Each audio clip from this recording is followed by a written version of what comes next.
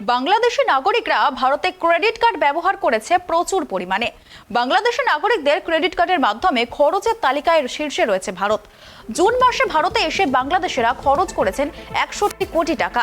Credit কার্ডের মাধ্যমে ভ্রমণ, চিকিৎসা ও অনলাইনে পণ্য কেনাকাটা করতে বাংলাদেশিরা এই টাকা খরচ করেছেন।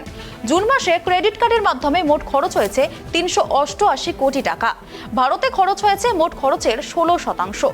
এছাড়াও বাংলাদেশি নাগরিকরা ক্রেডিট কার্ডের মাধ্যমে খরচ করেছে মার্কিন যুক্তরাষ্ট্রে 14%, সৌদি আরবে 8%, থাইল্যান্ডে 8%, যুক্তরাজ্যে 7%, সিঙ্গাপুরে 6%, কানাডায় 6%, সংযুক্ত আরব আমিরাতে 6%, মালয়েশিয়া ও নেদারল্যান্ডসে 5%।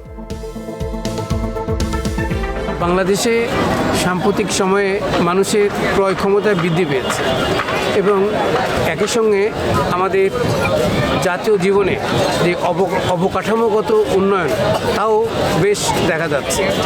আমাদের এখানে পদ্মা সেতু হওয়ার পরে দক্ষিণ পশ্চিমাঞ্চলের মানুষের এবং 19টা জেলায় আর্থসামাজিক উন্নয়নের এক প্রকার ঢেউ শুরু হয়েছে।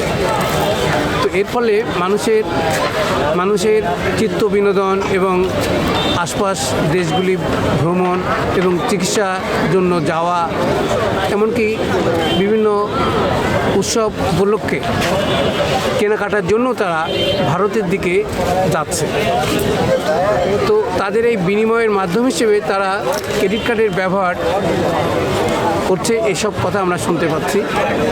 যদিও আমাদের বাংলাদেশে রাজনৈতিক স্থিতিশীলতা এখনও পর্যন্ত টিকে আছে, কিন্তু আগামী ডিসেম্বর জানুয়ারি নাগাদ বাংলাদেশে জাতীয় নির্বাচন হবে। এই উপলক্ষে দেশে রাজনৈতিক উত্তেজনার এবং উদ্বেগের উৎকণ্ঠার আশঙ্কা প্রকাশ করা হচ্ছে।